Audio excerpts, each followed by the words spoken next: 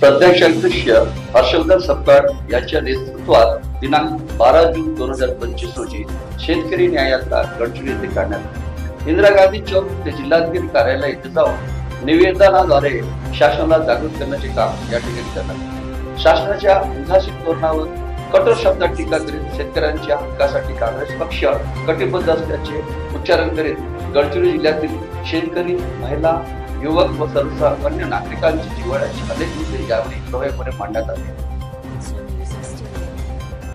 परभणी झालं, नांदेड झालं आणि विदर्भातली पहिली पदयात्रा ही आर्णी येथील दाभाडी इथे काढली आणि अतिशय चांगली अशी पदयात्रा ही दाभाडीमध्ये झाली। दाभाडीमध्ये 2014 मध्ये लोकसभेचे इलेक्शन लढायच्या आधी या देशाचे पंतप्रधान नरेंद्र मोदी त्या ठिकाणी आले होते आणि जवळपास 19 आश्वासनं त्यांनी त्या दाभाडीमध्ये दिले आणि 10 वर्षाचा कार्यकाल लोटला, पण या 19 मध्ये फक्त कागदोपत्री एक आश्वासन पूर्ण केलं असं ते म्हणत आहे, पण माझ्या माहितीनुसार तेही आश्वासन पूर्ण झालं नाही। पण 18 आश्वासनं अजूनही प्रलंबित आहे आणि त्या दिलेल्या आश्वासनाची आठवण करून देण्यासाठी दादांनी ती आर्णीत पदयात्रा काढली आणि पदयात्रा काढल्यानंतर आपण पाहिलं की ज्या पद्धतीचा लोकांचा उत्साह तिथं होता, आजही एवढ्या गरमीत आणि भर उन्हात आपण सगळेजण या ठिकाणी आले आहात। नक्कीच 2014चं इलेक्शन झालं, 19 मध्ये पुलवामाची सहानुभूती घेत परत बीजेपीने इलेक्शन लढलं आणि तीच परिस्थिती 2024 मध्ये देखील आली। पण या 10 वर्षाच्या कार्यकालात खऱ्या अर्थाने शेतकऱ्यांना दिलेले आश्वासन त्यांनी पूर्ण केले का याचा देखील विचार आपण या ठिकाणी केला पाहिजे। आज जेव्हापासून भाजपाची सत्ता या देशावरती आहे, त्या 10 वर्षाच्या कार्यकालात अतिशय वाईट असे हाल शेतकऱ्यांचे झाले। महाविकास आघाडीचं सरकार राज्यात होतं, आदरणीय उद्धवजी या राज्याचे मुख्यमंत्री म्हणून होते आणि आमचे सगळे 12 मंत्री आमचे देखील त्या ठिकाणी काम करत होते।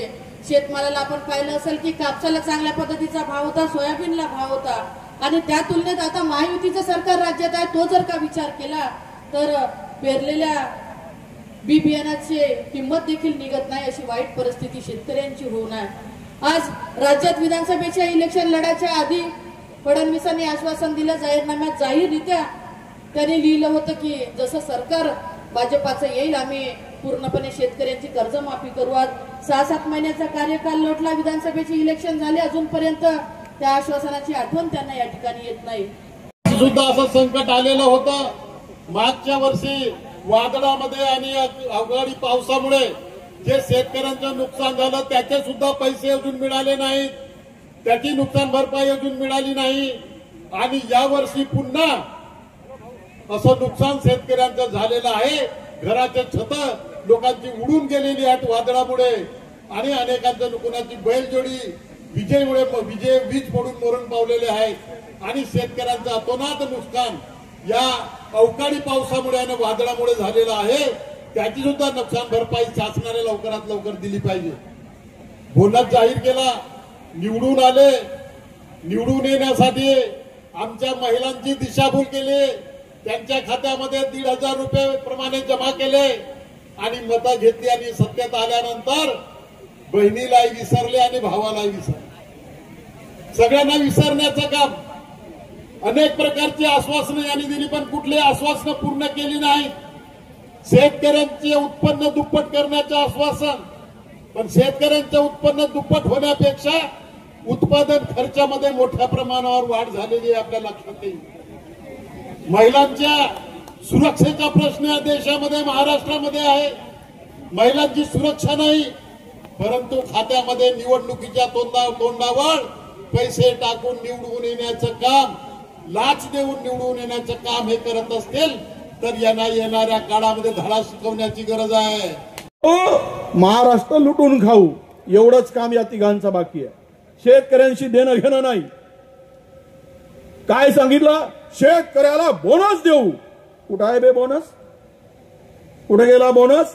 यांची अशी दाबा नस का यांच्या तोंडातून वारंवार निघालं पाहिजे बोनस। दाबा जरा एकदा, जरा मस्तीत आले आहे, सत्तेची मस्ती, खुर्चीची मस्ती आणि शेतकऱ्यांकडे दुर्लक्ष। काय चाललंय राज्यामध्ये? सर्वाधिक शेतकऱ्यांच्या आत्महत्या करणारा महाराष्ट्र झालेला आहे। देशामध्ये सर्वाधिक आत्महत्या कुठे होत असतील तर ते महाराष्ट्रात होत आहे आणि बोनस सांगताय, शेतकऱ्यांची कर्जमुक्ती सांगितली। कुठे आहे कर्जमुक्ती? आता सांगतात तिजोरीत पैसे नाहीत, लाडक्या बहिणीला दिले, त्यामुळे शेतकऱ्यांच्या कर्जासाठी पैसे नाही. मग कर्जासाठी पैसे नाही तर घोषणा कशाला केल्या होत्या? कशासाठी घोषणा केल्या? लोकांच्या तोंडाला शेतकऱ्याला फसवण्यासाठी, शेतकऱ्यांची मतं घेण्यासाठी, शेतकऱ्यांच्या भावनाशी खेळण्यासाठी. शेतकऱ्याला पहिले लाज वाटली नाही. 1,500 देताना सांगितलं 2100 देऊ, झाला मत भेटले, गेले तुमचे 2100, कमी झाले. 1500 मधूनही 40 लाख महिलांना कमी करून टाकले. तुला 1,500 भेटतात संजय गांधीचे, तर तुला आता 500 भेटतील. पहिले 1,500 देत होते, 1,500 ते आणि संजय गांधी निराधारचे 1,000 भेटल्यामुळं आपला कंजा सोडली आणि कमळाचा बटनबाई दाबली. आता घे 500. लोहियाजी एका झारखंड मधल्या आदिवासी महिलेला घेऊन गेले आणि म्हणाले आपल्याला नेहरूला भेटायला जायचं. मी नेहरूजींच्या जवळ तुला घेऊन गेल्या तो नेहरूजींची कॉलर पकडायची आणि सांगायचं की आम्ही आदिवासी आहे, आम्ही गरीब आहे, देशाला स्वातंत्र्य मिळालं मात्र आमची काही सोय अजून नाही, अशी फूस लोहियाजींनी त्या महिलेला लावली. नेहरूजी बिना सुरक्षेचे राहायचे. कोणी या भेटा असा जनता दरबार पहिल्या पंतप्रधानांचा आपला होता. आत्ताच्या पंतप्रधानासारखे ते एकटे असा हात काही लोकांना दाखवत नव्हते.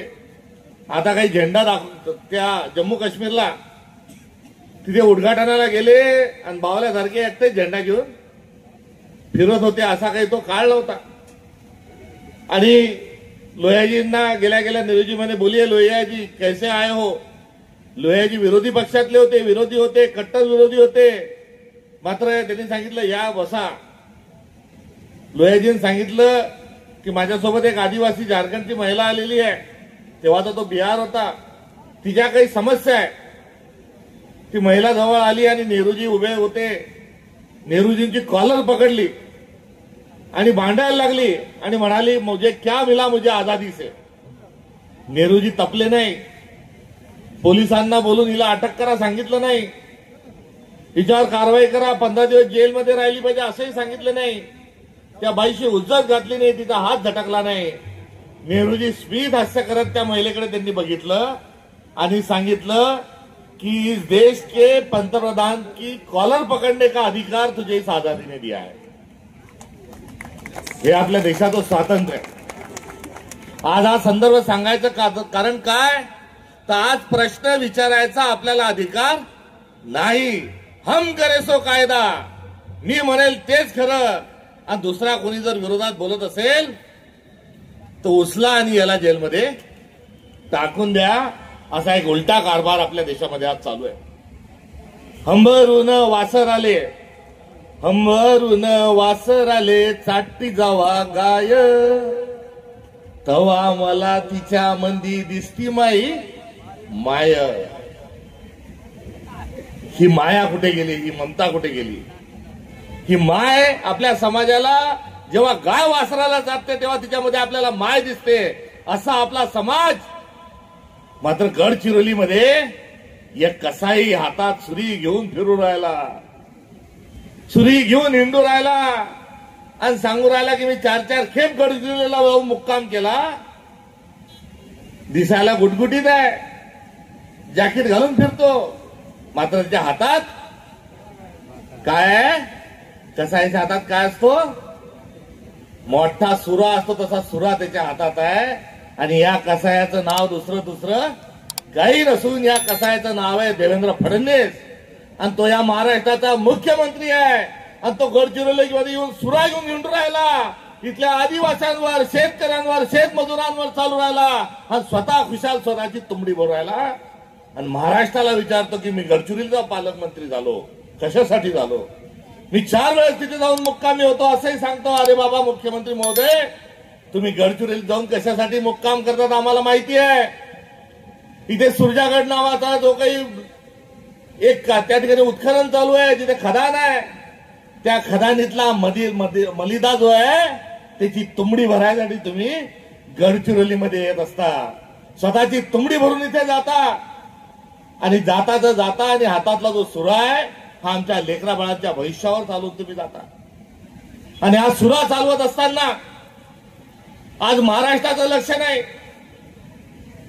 आज गडचिरोलीचाही माणूस कुठेतरी या आंदोलनाच्या भूमिकेतून आपल्याला पेटून उठवत असताना हा दिसत नाही. ही एक तक्रार नव्हे तर ही वस्तुस्थिती आपल्या सगळ्यांसमोर मांडतो. मात्र काँग्रेस गप्प बसणार नाही. काँग्रेस लढाई लढल्याशिवाय राहणार नाही. आणि ही जी लढाई आहे ही कशी लढाई आपल्याला समजून घेतली पाहिजे. लाडकी बहीण लाडकी बहीण लाडकी बहीण सांगतात. लाडक्या बहिणीला 1,500 रुपये दिले. मतदानाच्या वेळेस म्हणे 2100 रुपये देऊ. आता विजयभाऊ सांगत होते की दारूची 1.5% जी रक्कम वाढवली ती 1.5% दारूची किंमत वाढवल्याने पैसे किती मिळणार आहे?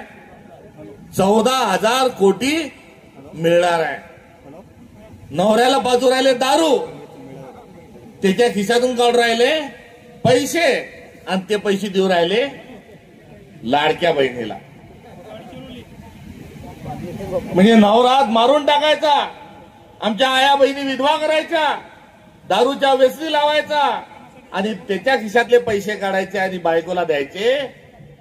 हा इतका वाईट धंदा हा देवेंद्र फडणवीस सरकारने जो चालवलेला आहे त्याचा पर्दाफाश आणि धिक्कार करण्याकरता आम्ही या ठिकाणी आलेलो आहेत. मुद्दे अनेक आहेत, बोलण्यासारख्या गोष्टी अनेक आहेत.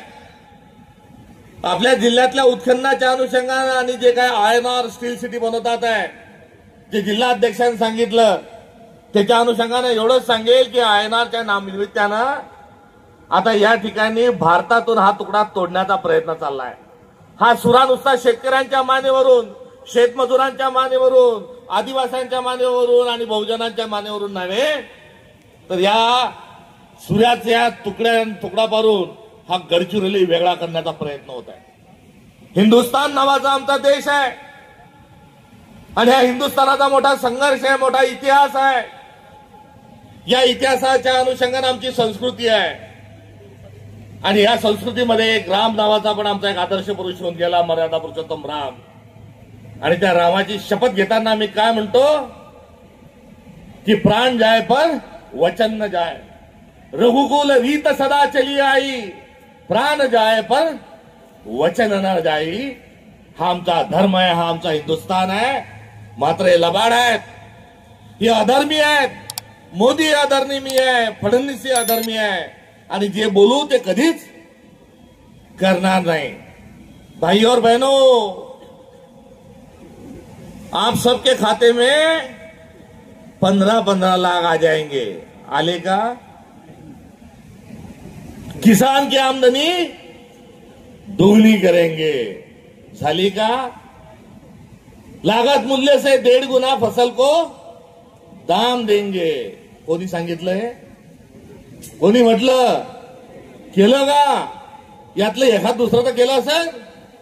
आणि आता 11 वर्ष झाले आणि 11 वर्ष हा बाबा पंतप्रधान म्हणून आता त्या पंतप्रधान पदाच्या खुर्चीवर राहिल्यानंतर त्याच्याजवळ जॅकेट किती आहे माहितीये का? जॅकेट त्याच्याजवळ 5,000 जॅकेट आहे.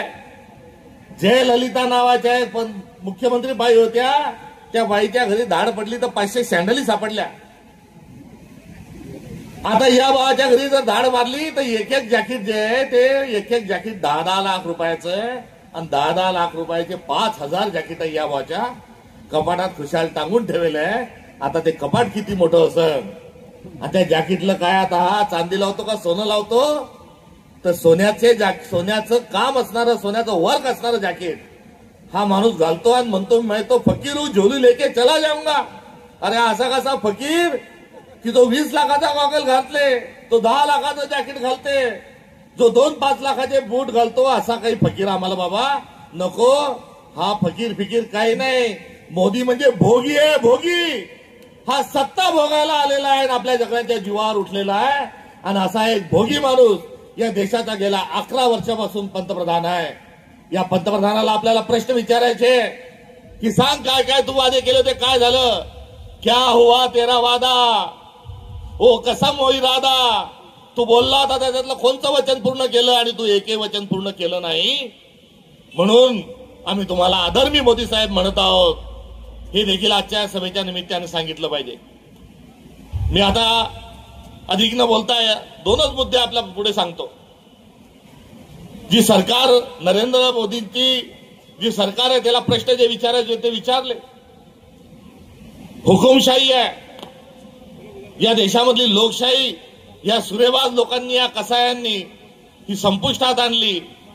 अंधार फार झाला पण ती जपून ठेवा, पारधी अधीर झाला हरण जपून ठेवा.